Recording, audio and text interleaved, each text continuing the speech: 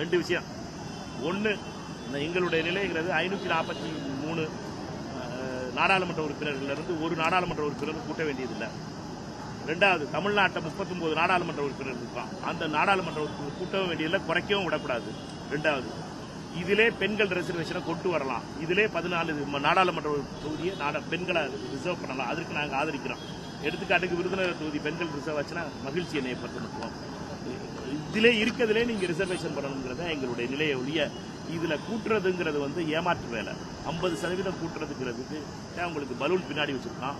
தமிழ்நாட்டில் 40 நாடாளுமன்ற, புதுச்சேரி உட்பட 40 நாடாளுமன்ற உறுப்பினர், 50% கூட்டுறதுனா 60 சீட் ஆகும்.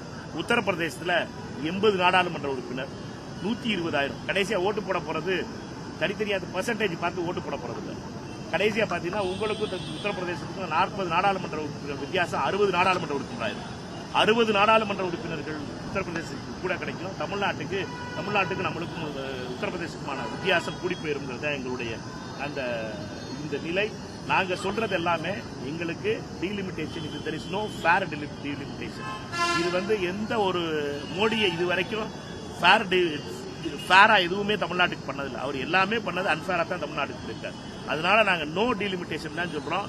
No delimitation, no increase of seats தான் எங்களுடைய நிலை.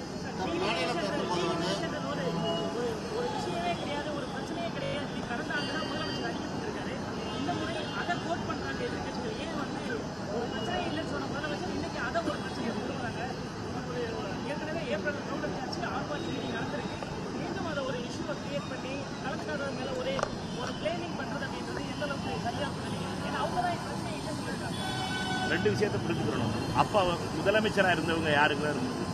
எங்களுடைய நிலை ரொம்ப தெளிவானது. நாங்க தமிழ்நாட்டினுடைய சீட்ல பிஜேபி விளையாட பார்த்து டீலிமிட்டேஷன் பேர்ல தமிழ்நாட்டினுடைய சீட்டை குறைக்க பார்த்துச்சு. நம்ம தொடர்ந்து கொடுத்த அழுத்தத்தின் காரணமாக கர்நாடகாவும் தெலுங்கானா முதலமைச்சர்களும் சென்னைக்கு வந்திருந்தாங்க. பழைய முன்னாள் முதலமைச்சர் திரு ஸ்டாலின் அவர்கள் கூட்டத்தில் அவர்களும் கலந்து கொண்டாங்க.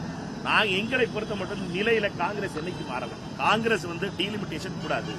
டீலிமிட்டேஷன் தமிழ்நாட்டுக்கு சவுத் இந்தியாவுக்கு எகென்ஸ்ட் ஆனது அப்படிங்கிறதுல நாங்க மாறவே இல்லை. அப்ப முதலமைச்சரா சித்தராமையா இருந்தாரு, ரேவந்த் ரெட்டி இருந்தாரு. அப்பவும் ஒரே பேச்சு தான், இப்பவும் ஒரே பேச்சு தான். யாரு பேச்சு மாத்துறாங்கிறத தமிழ்நாட்டினுடைய அதிகாரம் போயிடும். தமிழ்நாட்டுக்கு கிடைக்க வேண்டிய நியாயமான உரிமைகள் போயிடும்.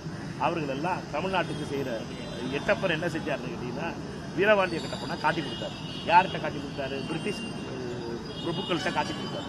அந்த வேலையை இங்க இருக்க எட்டப்பர்கள், நவீன எட்டப்பர்கள் யாருன்னு கேட்டீங்கன்னா பாமகவும் அதிமுகவும் அவர்கள் முதல்ல அறிவிச்சுட்டாங்க. நாங்க டீலிமிட்டேஷன் மோடிஜி என்ன சொல்றாரோ எங்க ஜி சொல்றபடி தான் நாங்க நடப்போம் அப்படின்னு சொல்லிட்டாங்க. அதைத்தான் சொல்றேன். அவர்கள் இப்ப ஊரறிந்த எட்டப்பர்கள், அவர்கள் இப்ப ஊர் அறியாத எட்டப்பர்கள் சிலர் இருக்காங்க. அது ஓட்டு போட்ட உடனே உங்களுக்கு அந்த செய்தியை சொல்றேன்.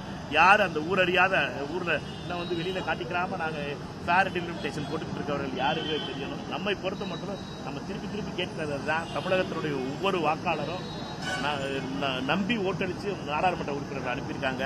நம்ம நியாயமா நடக்கணும். தமிழ்நாட்டுக்கு உரிமைகளை விட்டுறக்கூடாது. தமிழ்நாட்டு உரிமைகளுக்கு எதிர்ப்பா பாஜக தொடர்ந்து பல சதிகளை செஞ்சுட்டு வருது. அந்த சதிகள்ல நம்மளும் விழுந்துடக்கூடாதுங்கிறது எங்களுடைய நிலை.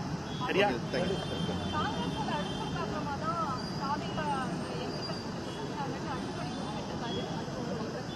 காங்கிரசினுடைய அழுத்தம் அவருக்கு என்ன கேட்டீங்கன்னா, அவருக்கு தான் அந்த அழுத்தம்னா ரொம்ப பழகி போன விஷயம். மோடிஜி அழுத்தம் கொடுத்த உடனே அவர் பேசாம இருந்துருவாரு.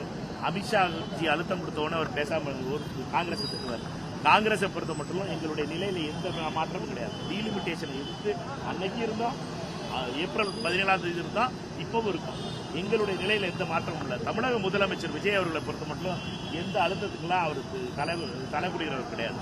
அவர் என்னென்னமோ பண்ணாங்க அவரை, அதுக்கப்புறமா அவர் தனியால நின்று அதை சண்டை போடுற பழக்கம் உள்ளவர். அதனால இந்த அழுத்தம் கொடுக்கறதுனா அன்புமணி அவர்களுக்கு தான், அன்புமணிக்கும் அண்ணன் எடப்பாடியாருக்கு தான் அது பொருந்துமே ஒழிய திரு விஜய் அவர்களுக்கு பொருந்தாது.